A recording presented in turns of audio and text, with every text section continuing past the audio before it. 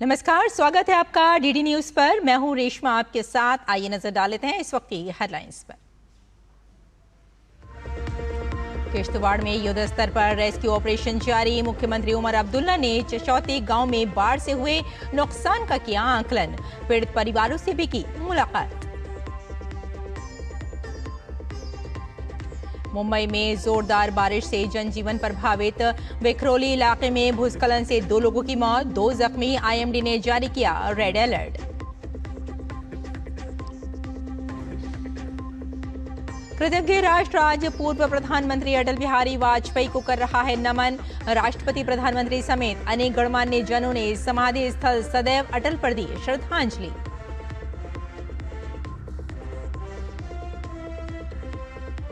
बिहार में नीतीश सरकार की उद्यमियों के लिए विशेष आर्थिक पैकेज की घोषणा। उद्योगों के लिए मिलेगी 2 गुनी सब्सिडी। ज्यादा रोजगार देने वाले उद्यमियों को मुफ्त में मिलेगी जमीन। और रूस यूक्रेन संघर्ष विराम पर नहीं बनी सहमति। अलास्का में ट्रंप और पुतिन के बीच हुई बैठक। ट्रंप नाटो और जेलेंस्की के साथ करेंगे बात। वहीं पुतिन ने बैठक को बताया सकारात्मक।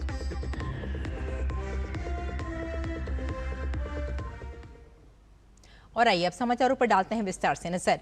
जम्मू कश्मीर के किश्तवाड़ में युद्ध स्तर पर रेस्क्यू ऑपरेशन जारी है। मुख्यमंत्री उमर अब्दुल्ला ने किश्तवाड़ के चशौती में बचाव कार्य का जायजा लिया। उन्होंने पूरे इलाके का जायजा और पीड़ित परिवारों के लोगों से मुलाकात की। आपको बता दें कि इस आपदा में अब तक 60 लोगों की मौत हो गई है, जबकि कई अन्य लोग लापता हैं। 160 से अधिक लोगों को बचाया जा चुका है और उनमें से 38 की हालत गंभीर बताई जा रही है। कई लोग अभी भी फंसे हुए हैं। प्रशासन ने लोगों और तीर्थ यात्रियों की सहायता के लिए चशौती से लगभग 15 किलोमीटर दूर पद्दार में एक नियंत्रण सहायता कक्ष स्थापित किया है।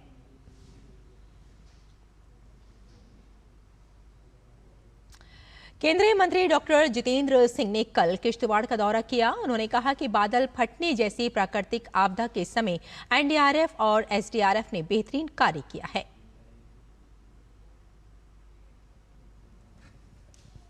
I must appreciate the authorities, the NDRF, the SDRF. They have swung into action despite all the constraints. I think this is a unique occasion where a natural calamity has been coupled with natural constraints of inclement weather, of a difficult terrain. For example, the rescue helicopters could not reach here. 2 of the rescue helicopters are even today parked in Udhampur, waiting for the weather to improve so that they could come. The government has already offered to provide the chopper services for those who need to be shifted out of Doda or out of Jammu. Jammu Kashmir के किश्तवाड़ के चशौती में बादल फटने से हुई आपदा में अब तक 60 लोगों की मौत हो गई है, जबकि कई अन्य लोग लापता हैं। इस बीच एनडीआरएफ, एसडीआरएफ और स्थानीय अधिकारियों के बचाव दल लापता लोगों का पता लगाने का काम कर रहे हैं। अधिकारियों ने अब तक निकाले गए शवों में से 30 की पहचान कर ली है। 160 से अधिक लोगों को बचाया जा चुका है और उनमें से 38 की हालत गंभीर बताई जा रही है। कई लोग अभी भी फंसे हुए हैं। प्रशासन ने लोगों और तीर्थ यात्रियों की सहायता के लिए चशौती से लगभग 15 किलोमीटर दूर पद्दार में एक नियंत्रण सहायता कक्ष स्थापित किया है। दुर्घटना के कारण वार्षिक मचैल माता यात्रा स्थगित कर दी गई है। बता दें कि बादल फटने से मचैल माता मंदिर जाने वाले रास्ते में चशौती गांव में घरों, दुकानों और वाहनों को नुकसान पहुंचा है। अचानक आई बाढ़ में एकत्रित तीर्थ यात्रियों सहित कई लोग बह गए थे। छत्तीसगढ़ के कोंडा गांव में पुलिस और नक्सलियों के बीच मुठभेड़ की सूचना है। इस मुठभेड़ में हथियार भी बरामद हुए हैं। जानकारी के मुताबिक थाना कन्हार गांव क्षेत्र में नक्सलियों की मौजूदगी की सूचना मिली थी। इसके बाद ही सुरक्षा बल ने मौके पर पहुंचकर कार्रवाई की शुरुआत की। पुलिस ने घटनास्थल से 2 भरमार बंदूक और बैग, नक्सल साहित्य और दवाइयां बरामद की हैं।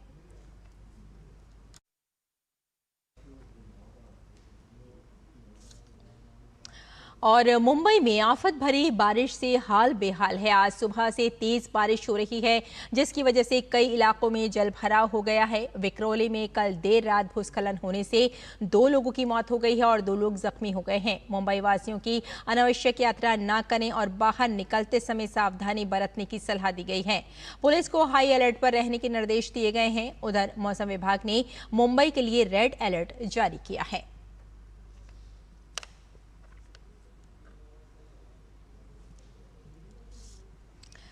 अगली खबर का रुख करते हैं। पूर्व प्रधानमंत्री भारत रत्न अटल बिहारी वाजपेयी जी की आज पुण्यतिथि है। 3 बार भारत की कमान संभालने वाले महान नेता को देश भावभीनी श्रद्धांजलि अर्पित कर रहा है। अटल जी के दिल्ली स्थित समाधि स्थल सदैव अटल पर उन्हें श्रद्धा सुमन अर्पित किए गए। राष्ट्रपति द्रौपदी मुर्मू और प्रधानमंत्री नरेंद्र मोदी सहित कई वरिष्ठ नेताओं ने सदैव अटल स्मारक पर पुष्पांजलि अर्पित की। इससे पहले प्रधानमंत्री मोदी ने सोशल मीडिया पोस्ट में राष्ट्र के प्रति वाजपेयी के योगदान को याद किया और आत्मनिर्भर भारत के लिए उनके दृष्टिकोण की सराहना की।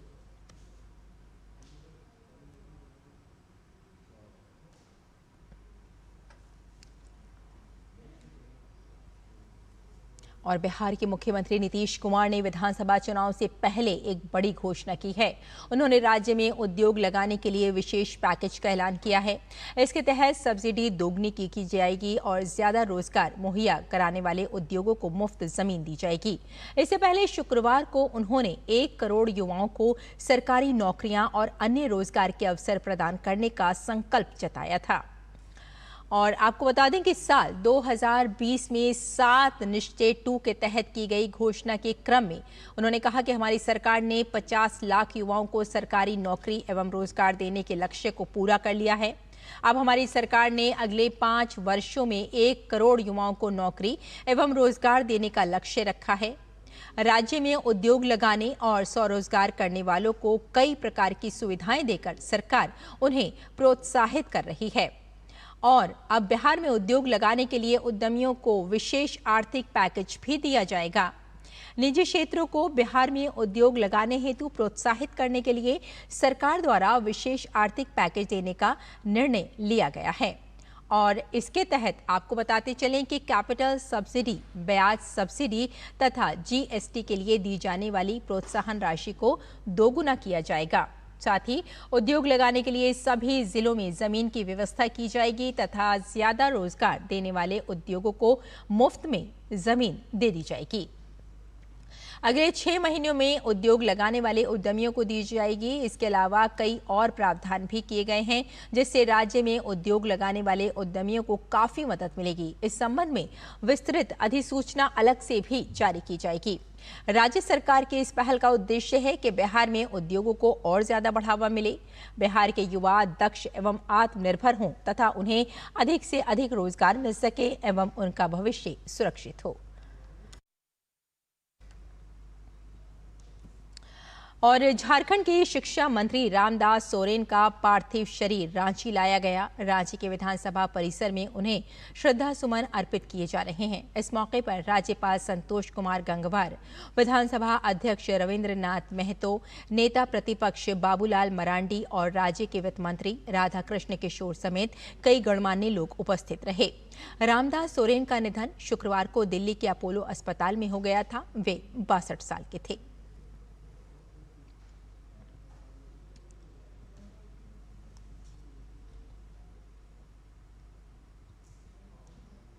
अगली खबर का रुख कर लेते हैं। अलास्का के एंकोरेज शहर में अमेरिका के राष्ट्रपति डोनाल्ड ट्रंप और रूस के राष्ट्रपति व्लादिमीर पुतिन के बीच हुई मुलाकात पर पूरी दुनिया की नजरें टिकी रहीं। कई साल बाद दोनों नेताओं ने लगभग 3 घंटे तक आमने सामने बैठकर बात की। इस बैठक का मकसद था यूरोप के सबसे घातक संघर्ष को खत्म करना। पेश है ये रिपोर्ट। अमेरिका के सबसे बड़े और सुरक्षित सैन्य ठिकाने एंकोरेज में बंद दरवाजे के पीछे दुनिया के 2 सबसे शक्तिशाली देशों के नेता डोनाल्ड ट्रंप और व्लादिमीर पुतिन की 6 साल के बाद पहली बार बैठक हुई। लगभग 3 घंटे तक चली मुलाकात में रूस यूक्रेन संघर्ष को खत्म करने पर गंभीर चर्चा हुई। दोनों नेताओं ने इस बैठक को सकारात्मक और उपयोगी बताया। हमारी बातचीत रचनात्मक और परस्पर सम्मान पूर्वक माहौल में हुई। ये बातचीत काफी गहन और उपयोगी रही। मुझे लगता है कि हमारी बातचीत बहुत उपयोगी रही। बहुत से मुद्दों में अधिकांश पर हमारी सहमति बनी। कुछ बड़े मुद्दे अभी बाकी हैं, लेकिन हम कुछ हद तक आगे बढ़े हैं। पिछले 1 दशक में पहली बार अमेरिका की धरती पर कदम रखते हुए पुतिन ने उम्मीद जताई कि इस बैठक से शांति की दिशा में एक शुरुआत हो सकती है। साथ ही उन्होंने यूक्रेन और यूरोपीय देशों से अपील की कि वे इस प्रक्रिया में कोई रुकावट न डालें। मुझे उम्मीद है कि जो समझ बनी है वह यूक्रेन में शांति का रास्ता साफ करने में मदद करेगी।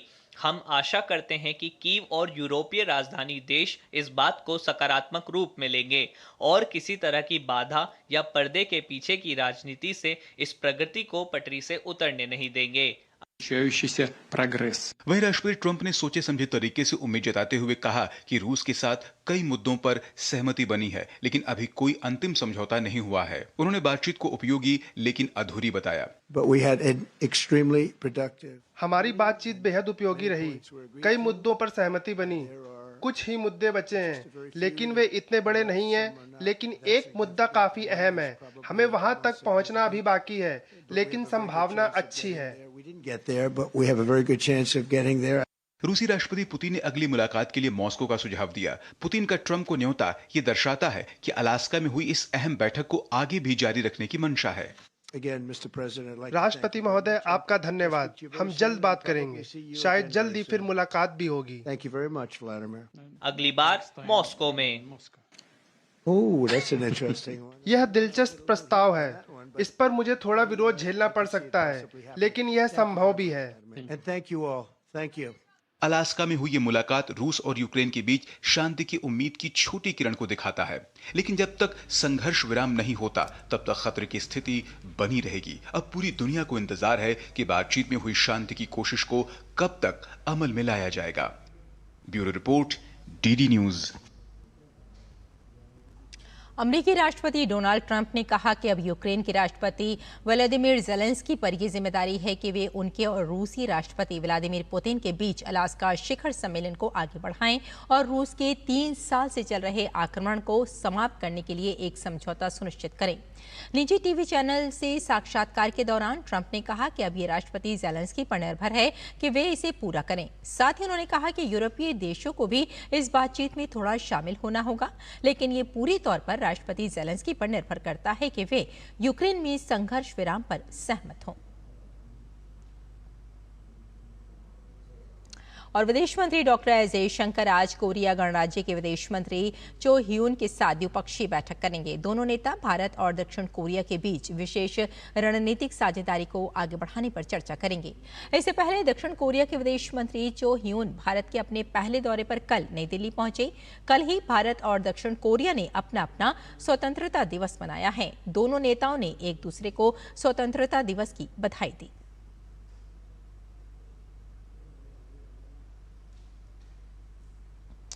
और भारत का 79वां स्वतंत्रता दिवस देश ही नहीं दुनिया में भी धूमधाम से मनाया गया।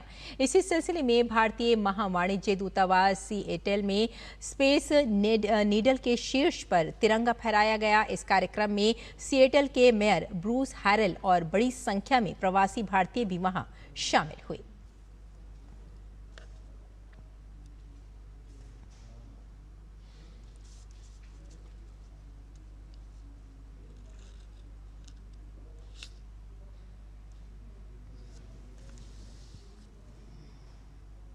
और यहाँ रुकते हैं एक छोटी सी ब्रेक के लिए। जल्द हाजिर होते हैं। आप देखते रहिए डीडी न्यूज।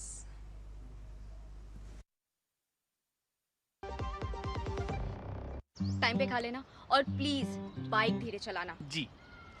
और ये तुम्हारी सेफ्टी के लिए। अरे एक बात तो रह गई। LIC ये हमारी सेफ्टी के लिए। दिल की सुनो, LIC चुनो। LIC हर पल आपके साथ। मेरी पसंद, मेरी पसंद, मेरी पसंद, मेरी पसंद, हमारी पसंद, हम सबकी पसंद। मजबूत देश का मजबूत सरिया हो गया स्टील। ब्रेक के बाद एक बार फिर आपका स्वागत है। आइए आगे बढ़ते हैं। देश भर में श्री कृष्ण जन्माष्टमी की धूम है। देश भर के मंदिरों को भव्य रूप से सजाया गया है। चारों तरफ राधे राधे के जयकारों से हर्षोल्लास का माहौल देखने को मिल रहा है। मथुरा और वृंदावन में देश के अलग अलग शहरों से श्रद्धालु पहुंच रहे हैं। महाराष्ट्र की राजधानी मुंबई में भी पारंपरिक उत्साह के साथ जन्माष्टमी मनाई जा रही है। राजधानी दिल्ली में भी सुबह से ही श्रद्धालु मंदिर पहुंचने लगे हैं। ऐसे ही नजारे राजस्थान की राजधानी जयपुर से सामने आ रहे हैं। वहीं नोएडा और अहमदाबाद में भी श्रद्धालु कृष्ण की भक्ति में डूबे हुए नजर आ रहे हैं।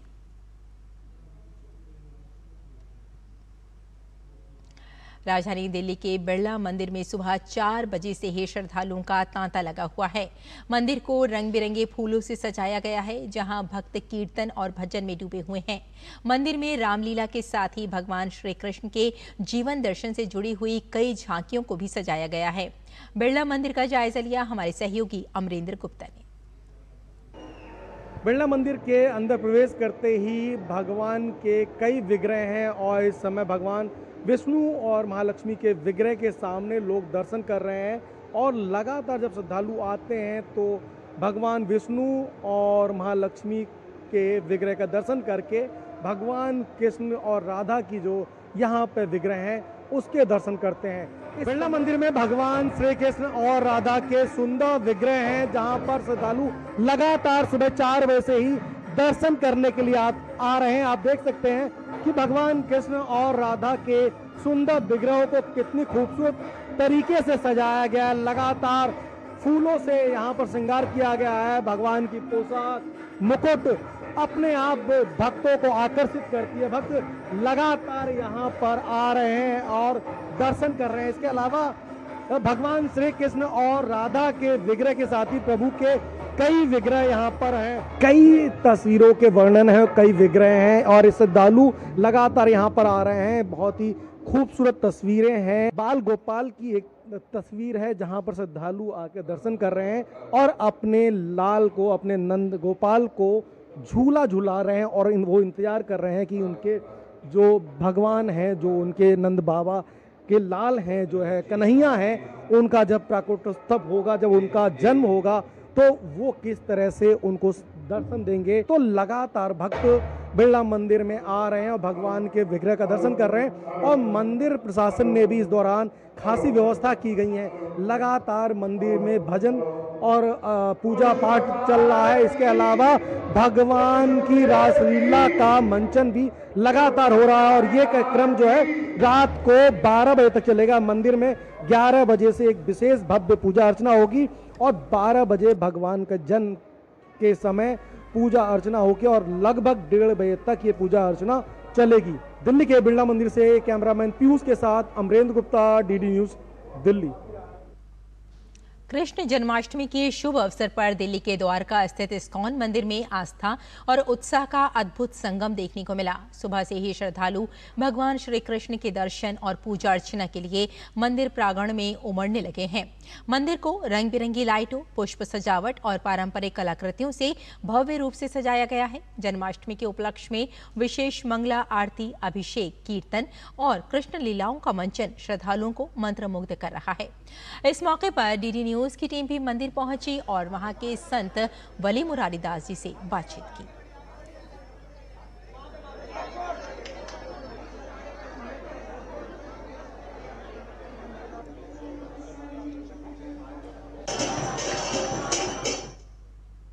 भगवान श्री कृष्ण जन्माष्टमी का पर्व पूरी दिल्ली में धूमधाम से मनाया जा रहा है। इस समय हम द्वारका के इस्कॉन मंदिर में आप देख सकते हैं कि यहाँ पर किस तरीके से भगवान के बाल स्वरूप को यहाँ पर प्रदर्शित किया गया है, श्रृंगार किया गया है और फूलों से सजावट जो है पूरे मंदिर परिसर में की गई है।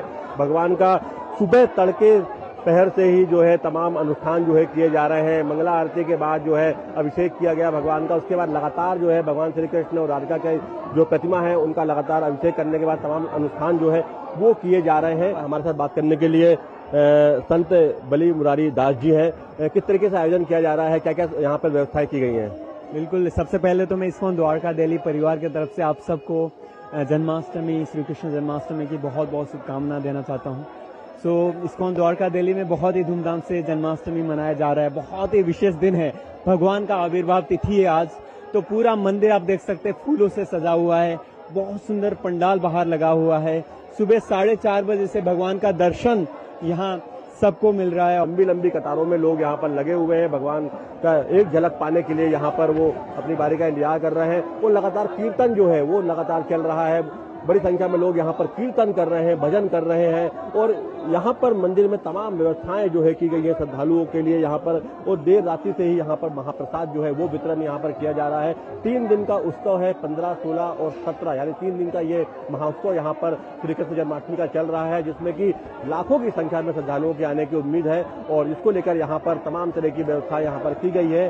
तो पूरी दिल्ली में और जितने भी मंदिर है वहाँ पर इस तरीके का माहौल आपको दिखाई देगा और श्री कृष्ण जन्माष्टमी का जो हर्षोल्लास जो है वो दिखाई दे रहा है और बड़ी संख्या में लोग जो है मंदिरों में भगवान श्री कृष्ण के दर्शन करने, उनकी पूजा करने, उनकी अर्चना करने और उनके जीवन की सीख को अपने जीवन में उतारने के लिए मंदिरों में पहुंच रहे हैं। कैमरामैन सुमित दीवान के साथ अजीत द्विवेदी, डीडी न्यूज, दिल्ली। मथुरा और वृंदावन में जन्माष्टमी का उत्सव सबसे अद्भुत और अनोखे रूप से देखने को मिलता है। श्री कृष्ण जन्मभूमि मंदिर को फूलों, रंग बिरंगी लाइटों और सजावटी पर्दों से अलंकृत किया गया है। मंदिर प्रांगण में कृष्ण की बाल लीलाओं का मंचन और झांकियां भक्तों को मंत्रमुग्ध कर रही हैं। ब्रह्मा मुहूर्त से ही श्रद्धालुओं ने मंदिर में आना शुरू कर दिया है। देखिए डीडी न्यूज संवाददाता की ये रिपोर्ट। जय श्री कृष्णा। कृष्ण जन्माष्टमी की हार्दिक शुभकामनाएं। अभी मैं यहाँ भगवान श्री कृष्ण की जन्मस्थली यानी कि मथुरा जन्मभूमि पे हूँ। सबसे पहले मैं आपको भगवान श्री कृष्ण के दर्शन करवा देती हूँ। भगवान श्री कृष्ण माता राधा के साथ में विराजमान है। आप देखिए नीचे भगवान श्री कृष्ण का बाल स्वरूप है और आप देखिए कितनी खूबसूरत और सुंदर छटा है भगवान श्री कृष्ण की। मुरलीधर के हाथ में मुरली है और बगल में राधा है। ऐसा स्वरूप भगवान श्री कृष्ण का जिससे आपकी नजरें ही ना हटे, आप सिर्फ अनुभव कर सकते हैं इस पल का। इसे शब्दों में बयां करना आसान नहीं होगा। इतना खूबसूरत कि एक बार जब आप देखें तो आपका नजर हटे ही ना। सुबह से ही यहाँ श्रद्धालुओं का तांता लगा हुआ है। सुबह 5:30 बजे से ये मंदिर खुल गया है और यहाँ सुबह से भगवान श्री कृष्ण के दर्शन करने के लिए, उनका आशीर्वाद पाने के लिए श्रद्धालु आ रहे हैं, उमड़ रहे हैं। आप देखिए जो जोश, जो उत्साह श्रद्धालुओं में आपको देखने को मिलेगा वो अलौकिक है, अद्भुत है। प्रशासन की तरफ से भी कितनी अच्छी व्यवस्था की गई है। सभी एक कतार में आ रहे हैं, सबको भगवान के दर्शन मिल रहे हैं। ऐसी व्यवस्था की गई है कि जितने लोग आए हुए हैं उन्हें कोई परेशानी ना हो। हाथी घोड़ा पाल की जय कन्हैया लाल की उद्घोष बचा हुआ है। कृष्ण जी का 52वां जन्मदिन है। बड़े हर्ष और उल्लास से ओडिशा से देखिए उत्साह जो बना हुआ है, वो जोश, वो उत्साह, उसे आप देख सकते हैं कितना उत्साह है भगवान के कृष्ण के जन्म उत्सव को लेके। ये स्थान जो आप देख रहे हैं जहाँ श्री यहाँ माँ कामधेनु आएंगी। रात्रि को 12 बजे भगवान श्री कृष्ण का अभिषेक शुरू होगा। भगवान श्री कृष्ण का जो जन्मोत्सव है, वो कहते हैं ना कि भगवान श्री कृष्ण वो है, कृष्णाय वासुदेवाय हरे परमात्मने प्रणतः कलेश नाशाय गोविंदाय नमो नमः। वो भगवान श्री कृष्ण जो प्रत्येक कलेश, प्रत्येक दुख को आपके जीवन से हर लेते हैं, आपके जीवन में सिर्फ खुशियां ही खुशियां भर देते हैं। भगवान श्री कृष्ण का ये जो मंदिर प्रांगण है यहाँ सुबह 5:30 बजे से खुल गया है और रात्रि 1:30 बजे तक भगवान श्री कृष्ण अपने दर्शकों को यूं ही दर्शन देते रहेंगे और उनका जीवन सफल बनाएंगे। कैमरा पर्सन मोंटी के साथ मैं डॉक्टर सुयश शर्मा, डीडी न्यूज, मथुरा। देश के विभिन्न हिस्सों के साथ महाराष्ट्र के मुंबई में हर्षोल्लास के साथ जन्माष्टमी का जश्न मनाया जा रहा है। महाराष्ट्र में इस अवसर पर दही हांडी का आयोजन किया जाता है, जिसमें बेहद ऊंचाई पर लगी दही से भरी हांडियों को मानव पिरामिड बनाकर फोड़ा जाता है। दही हांडी महाराष्ट्र की संस्कृति का प्रतीक है। पारंपरिक गीतों, ढोल ताशों और गोविंदा आला रे की गूंज से राज्य का माहौल भक्तिमय है और लोग उत्साह के साथ इसमें भाग ले रहे हैं।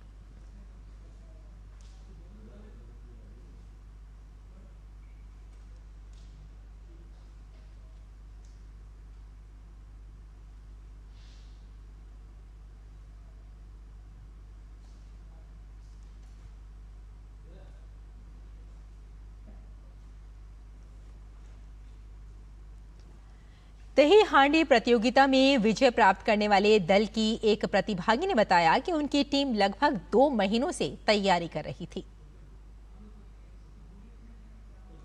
2 महीने महीने से तैयारी करते हैं और बहुत एक्साइटेड होते हैं इस दिन के लिए और अच्छा जाता है। तैयारी हम लोग पहले से ही चालू करते हैं ना उसका, तो प्रैक्टिस में हो जाता है। और नीचे 6 मेंबर रहते हैं, ऊपर 3 मेंबर, बाद में 2, 1, 1 ऐसे। और भारतीय सेना ने सोशल मीडिया प्लेटफॉर्म एक्स पर एक वीडियो साझा किया। भारतीय सेना के शौर्य और साहस का परिचय देते हुए इस वीडियो को देखकर समझा जा सकता है कि वो देश की सेवा में सदैव तत्पर हैं। देखिए हमारी ये वीडियो। फिलहाल हमें यही अनुमति दीजिए। नमस्कार।